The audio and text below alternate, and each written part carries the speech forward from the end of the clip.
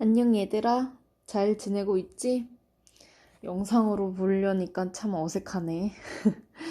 자, 일단 우리 앞으로 2주 뭐 길면 더 될지도 모르지만 어쨌든 우리가 이렇게 코로나 때문에 공부를 안 할 순 없으니까 영상으로 선생님이랑 같이 한번 공부하도록 합시다. 자, 그래서 우리 저번 시간에 고려 말까지 다 배운 걸로 선생님이 기억을 하고 있거든. A반이든 B반이든 다 그 고려 말까지 딱 하고 문제까지 푼 걸로 선생님은 기억을 하고 있어. 그래서 우리 이제 조선이라는 나라를 이제 들어가면 되는데, 자, 교재는 118쪽. 118쪽부터 이제 우리가 시작을 할 거야. 그래서 오늘은 우리가 118쪽만 이제 간단하게 하고, 그리고 문제를 풀고, 니네가 문제를 풀으면 이제 선생님한테 문자로 니네가 문제 푼 페이지를 찍어서 이제 보내주면 선생님이 이제 확인할 거고, 이제 그런 식으로 우리가 피드백을 할 건데, 모르는 게 있는 사람은 선생님한테 따로 문자를 줘도 되니까, 이제 그렇게 한번 수업을 진행해 보려고 해. 그래서 우리가 일단 조선의 건국과 통치 질서의 확립, 이제 여기에 대해서 한번 공부를 해보도록 할게. 이 조선이라는 나라를 들어가면서부터는 조금 니네가 많이 어려운 부분들도 많을 거고, 그리고 이제 이해가 안 가는 부분들도 많을 거니까, 이제 그때그때마다 질문을 해주면 선생님이 이제 그거를 듣고, 이제 그 다음 영상 찍을 때는 니네 이제 물어봤던 거 위주로 이제 대답을 해주고, 이런 식으로 할 테니까 너무 걱정하지 말고. 자, 조선의 건국 과정을 먼저 보게 되면, 우리 기억하려는지 모르겠지만, 우리 그 건국 과정, 이 건국 과정이 제일 중요해. 이 파트 부분에서는. 그래서 이 건국 과정에 시험에 나와. 시험에 나오니까 꼭 별표 쳐놓고, 이거는 건국 과정 자체 순서를 외워야 되는 거야. 그래서 우리가 먼저 보게 되면 최영과 이성계 그리고 우왕이라는 이제 사람이 있었는데 왕이 있었지. 근데 명나라가 침범을 하게 되니까 이 명을 이제 칠 것인가에 대해서 논의를 하던 중에 최영 장군과 그리고 우왕은 이 명나라 요동정벌을 통해서 우리가 실권을 장악하자라고 말을 하게 되지. 그러면서 이성계를 보내게 되는데 최영과 이성계 장군의 이제 관계를 보게 되면 최영 장군이 이성계의 선배야, 선배. 훨씬 오래된 선배지. 근데 어쨌든 이성계도 이제 정말 장군으로서 그 탄탄한 기반을 가지고 있던 분이었고, 그리고 최영 장군 또한 이제 우왕의 그 신임을 얻으면서 정말 최고의 위치까지 오르게 되신 분이야. 근데 이제 원래는 최영 장군이 요동정벌을 하려고 가려고 했었으나 우왕이 최영 장군을 붙잡았던 거지. 자신 옆에 있어달라고. 그래서 대신 이성계를 이제 보내게 되는데 이성계는 요동정벌을 하러 가기 전까지 최영 장군과 그 우왕에게 계속 말을 해. 네 가지 불가론을 들면서, 4대 불가론을 들면서, 어떻게 우리가 명나라를 칠 수 있겠냐라고 자신은 명나라를 치러 가고 싶지 않다라고 말을 하게 되는 거지. 그래서 이제 4대 불가론을 우리가 저번 시간에 배웠지. 첫 번째는 뭐야? 작은 나라가 어찌 큰 나라를 칠 수 있으며, 그리고 두 번째로는 그렇죠. 우리가 치러 간 사이에 밑에 이제 일본 외라든지 이제 다른 세력들이 우리를 치러 올 수가 있지 않겠냐. 그리고 세 번째는 뭐였어? 여름철이고 비가 많이 오기 때문에 무기라든지 농기구 이런 것들이 녹슬다 보니까 활도 잘 나가지 않고 칼도 무딘 상태가 되는 거지. 그러니까 전쟁터에 나갈 수 있는 상황이 아니라고 말을 하게 되는 거지. 그리고 네 번째로는 뭐였어? 지금 여름철이고 한참 농사철인데 병사로 다 하다 보면 누가 농사를 짓냐 이런 4대 불가론을 들면서 이제 이성계 장군은 요동정벌을 하러 가지 않겠다라고 주장을 하였으나 어쨌든 우왕과 최영 장군의 그 요구 끝에 이제 위화도까지는 가게 돼. 위화도까지 가게 되는데 여기서 아무리 생각해도 이성계는 안 된다고 생각이 들었던 거지. 그래서 이제 반역을 각오하고 위화도 회군을 하게 돼. 위화도에서 회군을 하는 거야. 군대를 돌리는 거야. 그래서 이 군대를 돌려서 와서는 정권을 장악하게 돼. 최영정군을 죽이고 우왕을 끌어내리고 다른 왕을 세우면서 이제 정권을 장악을 하게 돼. 그리고 이때 이성계 장군은 과전법이라는 이제 제도를 실시를 하게 되면서 신진사대부, 이 신진사대부의 경제적 기반을 강화하는데 이제 계획을 짜게 되는 거지. 그래서 이 과전법을 보면 이 과전법은 뭐냐면 전, 현직 다 이제 그 월급을 받을 수 있게 하는 거지. 그러다 보니까 내가 현재 공무원이 아니더라도 계속해서 월급을 받게 되는 거지. 자, 그래서 나중에 이거에 대한 이제 단점들이 드러나게 되면서 다시 한번 이제 그 다른 방법인 이제 그 제도를 만들게 되는 그런 사태가 이르게도 됩니다. 어쨌든 이렇게 과전법을 실시를 하게 되면서 신진사대부의 경제적 기반을 강화하게 됩니다. 그리고 일부 온건파 사대부를 제거를 하게 돼. 이 일부 온건파 세력을 제거하는 건 뭐냐? 신진사대부도 두 가지로 나눠지게 돼. 신진사대부도 급진신진 사대부와 그리고 온건파 사대부로 나눠지게 되거든. 이 급진파 사대부는 뭘 주장을 하게 되냐면 이제 고려라는 나라는 이제 가망이 없다. 이제 고려라는 나라를 버리고 우리 새로운 나라를 건국을 하자. 그러니까 발빠르게 이제 발전을 요구하는 그런 신진사대부가 급진파. 특히 정도전입니다. 정도전. 그리고 온건파 사대부는 아니다. 고려라는 나라를 어찌 버릴 수 있겠냐. 고려라는 나라는 그대로 두되 우리 제도만 바꾸자. 제도만 바꿔서 고려라는 나라를 다시 살리자. 라고 주장을 하게 되는 온건파 사대부가 이제 둘이 부딪히게 되는 거야. 이 온건파 사대부에선 정몽주가 이제 주체로 끌고 가고 있었던 거지. 그래서 정도전과 원래 정몽주는 정말 친한 친구 사이였는데 이렇게 서로의 그 견해가 갈리면서 이제는 돌이킬 수 없는 사이가 돼버리게 된 거지. 그래서 보면은 이 온건포 사대부 제거, 이 정몽주를 제거를 함으로써 조선이라는 나라를 결국 건국을 하게 되는 거야. 그리고 한양으로 천도를 하게 되고 한양이 수도가 되는 거지. 이 조선이란 나라의 수도가 되는 거야. 이 한양이 지금의 어디냐? 서울이야, 서울. 그래서 이때부터 한양이 수도였는데 지금까지 이게 이어져 왔다는 것도 알아두면 되고. 그래서 건국 세력을 보게 되면 자, 건국 세력도 기억을 해야 됩니다. 신흥 무인 세력, 즉 누구냐?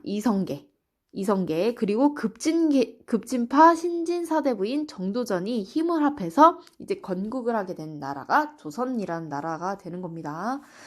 그래서 이 이성계는 정말 우직하고 정말 고든 성품을 가지고 있었기 때문에 이성계는 정말 자기가 하고자 하는 것이 있었다면 이렇게 밀고 나가는 그런 성품이 있었고 정도전은 브레인이었어. 머리를 쓰는 사람이었지. 그래서 거의 계획이라든지 정책의 모든 그런 플랜을 다 정도전이 짜고 이성계는 앞에서 이제 이끌어가는 사람. 이렇게 둘이서 이제 조선을 이끌어가게 되는 거야. 그래서 이제 우리는 건국 의의를 보게 되면 일단 불교뿐만 아니라 이제 성리학, 유교를 국가 통치 이념으로 정립을 하게 돼. 그래서 유교적 이상을 정치로 실현을 하게 되면서 백성을 나라의 근본으로 존중하는 민본 정치를 이제 하게 되는 게 조선이고, 그리고 양반 중심의 사회가 성립을 하게 되는 거지. 그래서 유교적 교양과 지식을 갖추고 시험을 통해서 선발된 관료가 전국을 주도를 하게 되는 거야. 우리 이거를 보게 되면 뭐랑 구분을 해야 되냐면 고려 때는 음서제와 공음전을 통해서 주로 이끌어갔던 사람들이 문벌 귀족 사회였어.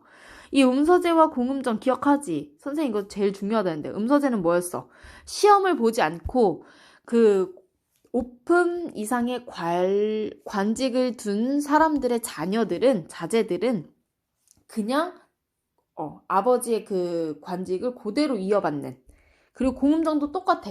아버지가 받던 월급을 그대로 자녀가 받게 되는, 세습하게 되는 그런 것들인 거지. 그래서 고려는 시험보다는, 그러니까 과거제가 30%밖에 안 됐고 이제 음서제로 70%를 뽑았다고 하면 이제 조선 때부터는 이제 점점 이 과거제를 볼 수 있는 이 비중, 과거제로 뽑는 비중이 점점 늘어나게 되는 거야.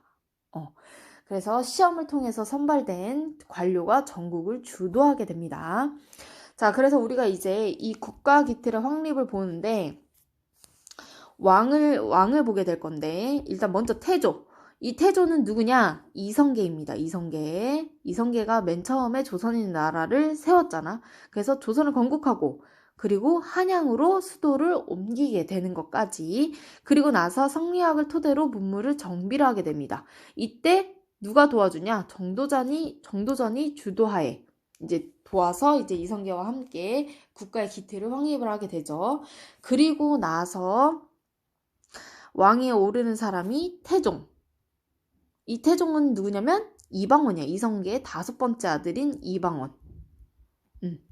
이방원. 이 이방원도 이성계와 함께 정말 조선이라는 나라를 세울 때 정말 큰 공을 세웠던 분이셔.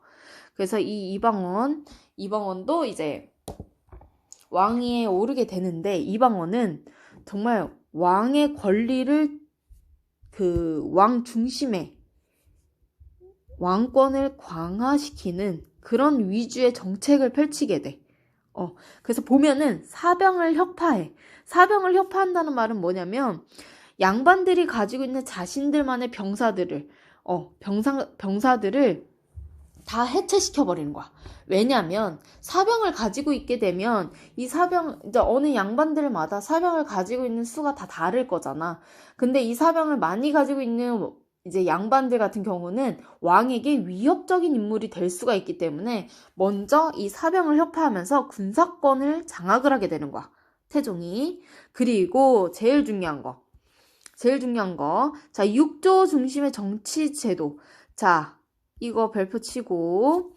자, 육조 직계제라고도 하는데 우리는 이 단어가 정말 익숙치 않지만 이 단어에 익숙해져야 됩니다. 육조 직계제. 우리 어차피 다음 시간에 통치제도의 정비라는 것을 배우면서 이 의정부와 육조에 대해서 정말 자세히 배울 거지만 간단하게 배우면 이렇게 왕이 있다면, 자, 이렇게 왕이 있어. 왕이 있으면 이제 부서가 있는 거지. 그래서 의정부가 있고, 그리고 육조가 있습니다. 이 의정부는 국정을 총괄하고, 그리고 제일 중요한 게 정책을 결정하는 거야. 결정. 그리고 육조는 이 정책을 결정을 했으면 육조한테 보내면 육조는 이걸 뭘 하는 거냐면 정책을 집행하는 거야. 이렇게 이렇게 다르게 이제 되어 있는데, 이 육조 직계제는 뭐냐면 왕이 의정부를 거치지 않고 바로 육조에게 이렇게 정책을 집행해 라고 명령을 하는 거야. 즉, 이 정책 결정을 다 누가 하냐? 왕이 한다는 거야. 정책 결정을 다 왕이 하고 이거를 바로 육조에게 직접적으로 주면서 정책을 집행하라고 하는 것. 이 말 뜻은 즉 왕의 권리가 얼마나 센지를 보여줄 수 있는 거지. 왜? 의정부 신하의 말을 듣지를 않겠다는 거거든. 보통 이제 좀 비교해볼 수 있는 왕이 누구냐면 세종이야. 세종은 왕권과 신권의 조화를 추구하던 왕이었기 때문에 의정부 서사제라는 것을 썼었어. 의정부 서사제. 자, 의정부 서사제는 또 뭐냐? 왕이 나는 이런 토지에 대해서 이렇게 하는 제도가 나은 것 같다라고 생각을 해. 왕이. 그러면 이거를 의정부에게 넘겨서 나는 토지 제도에 대해서 이렇게 생각을 하는데 의정부 니네는 어떻게 생각해? 라고 이제 물어보는 거지. 그래서 의정부에서 전하, 저는 이것에 대해서 정말 좋다고 생각합니다 라고 결정을 내리면 바로 이제 의정부에서 육조에게 넘겨서 육조가 정책을 집행을 할 수가 있지만, 만약에 의정부에서 근데 전하, 저는 이거는 아니라고 생각을 합니다 라고 하면 그 정책은 결정이 안 될 수 있는 거야. 그니까 왕의 권리가 육조 직계제보다는 의정부 서사제는 낮다고 볼 수가 있는 거지. 어떻게 보면 약한 거지. 그치만 세종이 왕권과 신권의 조화를 추구를 한다는 것은 왕의 권리만 내세우는 것이 아니라 신하들과 함께 의견을 공유하고 나누면서 신하들의 생각과 자신의 생각을 이제 타협을 해서 조화를 이루어서 이제 정책을 계속해서 결정을 하겠다는 거지. 그래서 이 두 왕이 정말 다른 방법을 통해서 정책을 결정을 한다는 것을 알아둬야 돼. 그래서 태종은 왕의 권력이 중심이 되는 육조 직계제를 썼고, 그에 반해 세종은 태종의 아들이야. 그래서 세종은 왕권과 신권의 조화를 추구하는 의정부 서사제를 썼다는 거. 거기다 쓰세요. 의정부 서사제. 그래서 이것도 꼭 알아둬야 돼. 의정부의 서사제. 자, 그래서 다시 태종으로 넘어가게 되면 태종은 그래서 토지조사와 그리고 호패법을 실시하게 됩니다. 호패법 제일 중요해. 호패법 왜 중요하냐면 태종 하면은 호패법 실시. 왜냐? 인구를 파악을 하고 그리고 세금과 그리고 군역이 뭐냐? 군대야, 군대. 군사를 확보할 수 있게 하려는 거지. 이럼으로써 국왕 중심으로 이제 통치를 강화시키는 거야. 그래서 태종은 왕권 강화를 중심으로 뒀던 왕이라는 거. 그리고 나서 그 아들이었던 세종은 유교 이상 정치를 추구를 하면서 왕권과 신권 조화를 추구를 하게 돼서 유능한 재상들을 등용시키고 신하들 등용시키고 그리고 일반 사무는 의정부에서 처리하도록 이제 분담을 하는 거야. 세종은 좀 더 이제 중요한 것들을 이제 사무를 보면 일반적인 사무는 다 의정부에서 알아서 처리하도록 굳이 왕에게 허락을 받지 않아도 의정부에서 알아서 처리하도록 하는 게 이 의정부 서사제야. 태종은 그런 거 없어. 다 왕이 허락해야지만 할 수가 있었던 거야. 왕이 해야지만 했었다는 거지. 그러니까 왕이 좀 더 높았던 거야. 왕의 권리가. 자, 그렇지만 이제 세종은 인사라든지 군사 같은 중요한 사무들은 왕이 처리했다는 거. 이 차이인 거야. 그리고 세종은 집현전을 설치해서 학문의 연구를 정말 많이 했어. 그래서 세종 때 과학 발명품이 정말 많이 나오게 됩니다. 정말 많이 나오게 돼. 그래서 이때 그리고 집현전에서 나왔던 게 뭐냐? 훈민정음이 나오죠. 한글이 처음으로 나오게 된 왕이 세종대왕입니다. 이건 정말 초등학생 때부터 니네가 귀에 닳도록 들어가지고 잘 알겠지? 훈민정음 누가 만드셨다? 세종대왕님. 자, 그리고 경연을 활성화를 했는데 이 경연은 뭐냐면 토론이야, 토론. 그래서 신하들과 왕과 함께 앉아서 계속 토론을 하고 의견을 서로 공유를 하는 거야.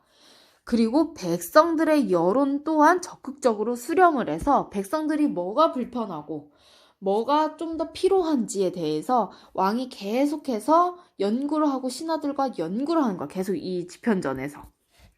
그래서 과학 발명품이 정말 많이 나온 거야. 그래서 세종대왕은 애민사상. 이 애민사상이 뭐냐? 백성들을 정말 많이 사랑하는 사상을 가지신 분이시라는 거지.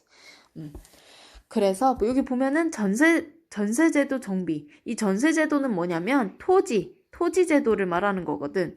그래서 백성들의 안정을 우선적으로 했고, 그 다음에 그렇지만 백성들의 안정도 중요시 여기고, 그리고 국가의 재정 확보도 정말 중요시하게 여겼던 그런 거지. 그래서 토지의 비옥도와 풍경에 따라 전세 액수를 다르게도 한 이제 전세 제도를 펼쳤다는 거.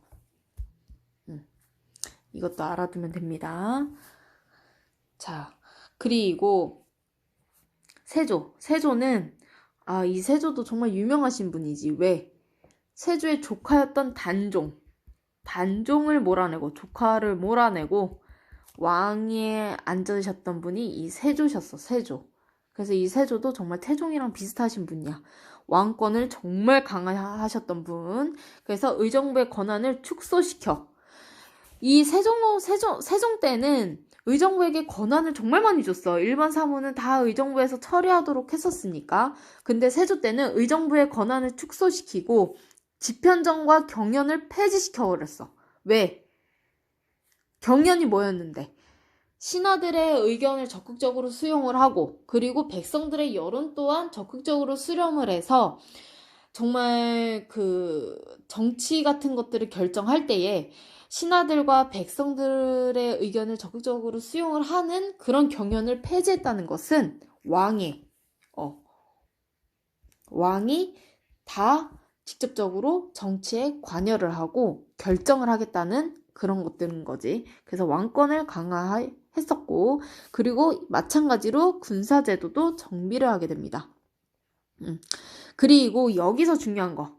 여기서 이 직전법 실시했다는 거. 자, 세조 때 직전법 실시했다는 거. 별표 5개. 이 직전법은 뭐냐면, 우리 아까 위화도 회군 때 봤을 때 이 과정법 실시 있지? 이 과정법 실시는 뭐였어? 전 현직에 있는 모든 공무원들에게, 관리들에게 다 토지를 주겠다. 월급을 주겠다였지. 하지만 이러다 보니까 토지가 너무 부족한 거야. 관리들에게, 현직 관리들에게 줄 수 있는 토지가 너무도 부족했기 때문에 이거를 다시 한번 토지 제도를 바꿔야겠다라고 생각을 해서 이 세조 때 직전법이라는 것을 실시를 하게 돼. 이 직전법은 뭐냐? 현직 관리들에게만 토지를 주겠다, 월급을 주겠다라는 말이야. 그래서 만약에 이런 거지. 선생님이 이제 공무원 생활을 하다가 그만두고 나갔어. 그럼 나는 이제 그때부터 월급이 이제 끊기는 거지. 없는 거지. 나는 이제 이런 토지를 받을 수가 없는 거지. 현직 관리들에게만 주는 거니까, 이 직전법은. 이러면서 국가재정을 확보할 수 있게 이제 세조는 이제 이렇게 직전법을 실시를 하게 됐다는 거지. 그래서 직전법은 세조 때 실시했다는 거. 그리고 또 중요하신 분이 또 누구냐? 성종이야, 성종.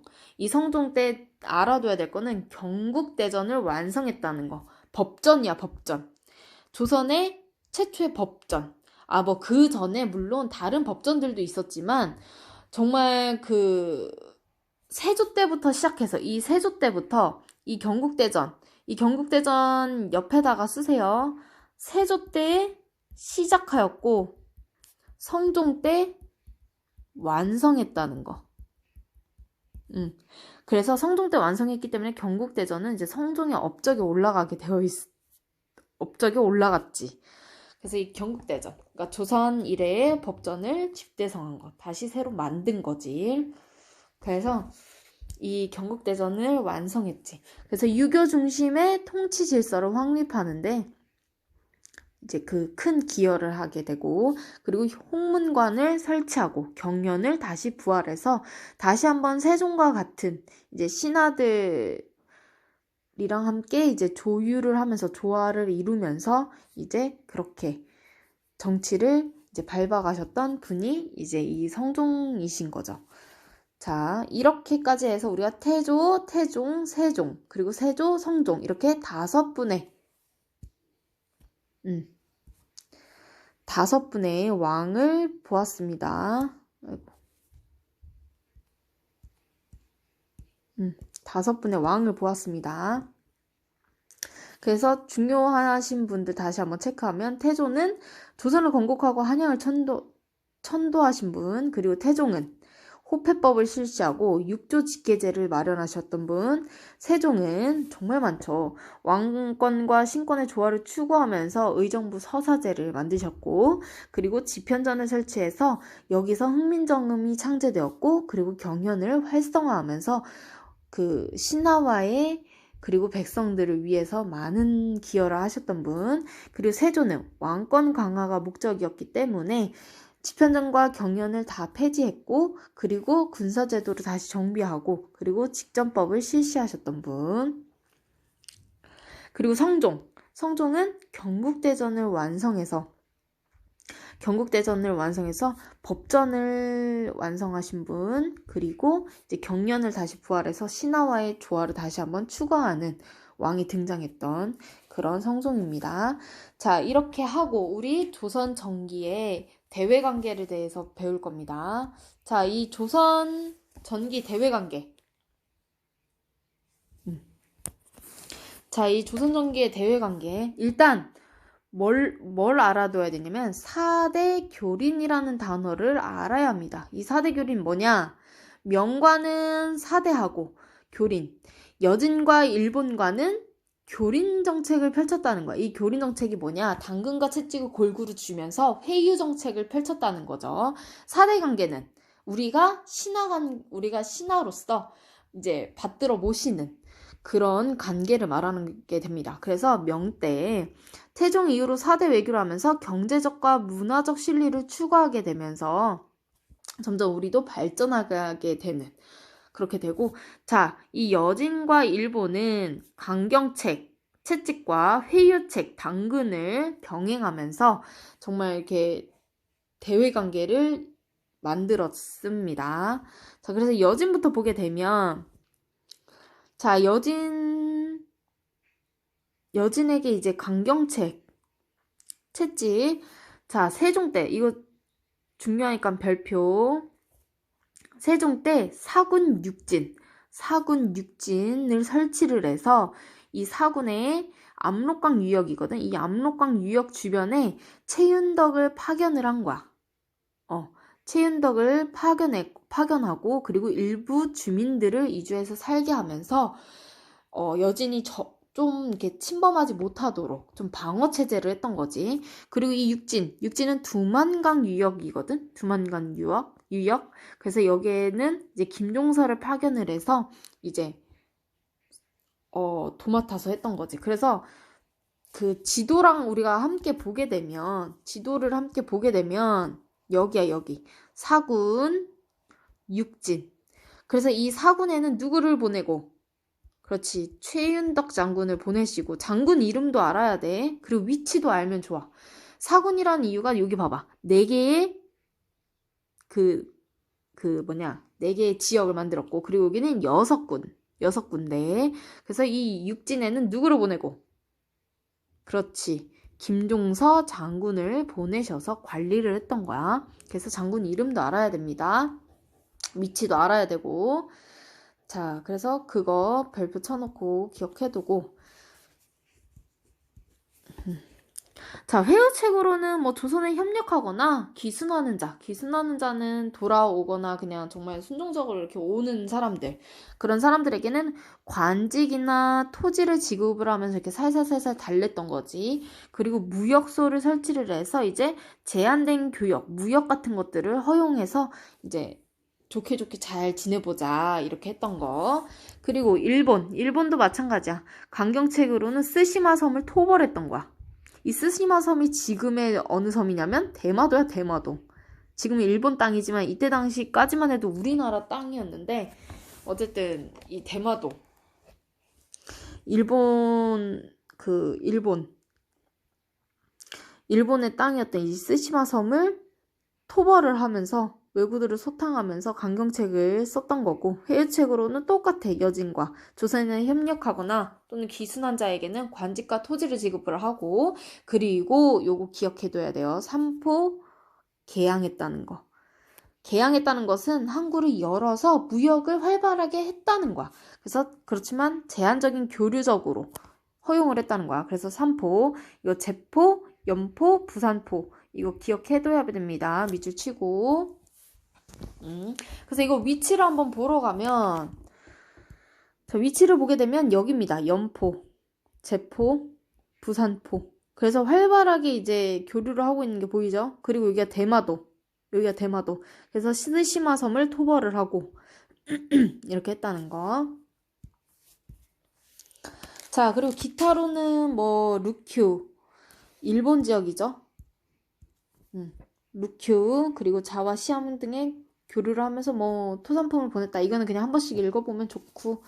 자, 그리고 나서 이거 보게 되면 이 지도 볼 줄 알아야 합니다. 그래서 이 지도 설명을 해주면 여진과는 이제 우리가 식량이라든지 농기구 이런 것들을 수출하면 우린 여진한테서 말과 모피, 은 같은 것들을 이제 수입해오고 그리고 명에게는 금, 은, 인삼 뭐 이런 것들을 수출을 하고 우리는 비단이라든지 도자기, 서재, 약재 이런 것들을 수입하고 그리고 일본도 똑같아. 일본에게는 우리가 식량이라든지 의복, 서적 등을 수출하고 일본에게서는 굴이라든지 향료를 수입을 했던 이런 거죠. 그래서 이렇게까지만 알면 되고 자 그리고 우리 문제를 풀 건데 문제는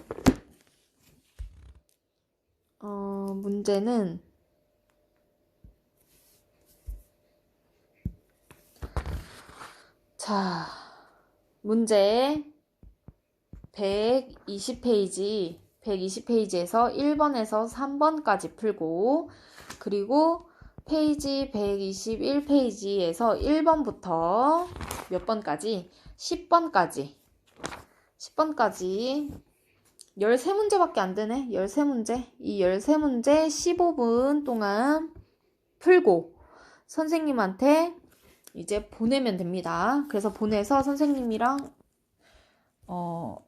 이거 과제 꼭 보내야 돼. 이렇게 수업 끝나고 나면 적어도 화요일까지는 꼭 보내야지 수요일날 같이 해설하고 하니까 안 보낸 사람은 선생님이 다 이제 이렇게 할 거야.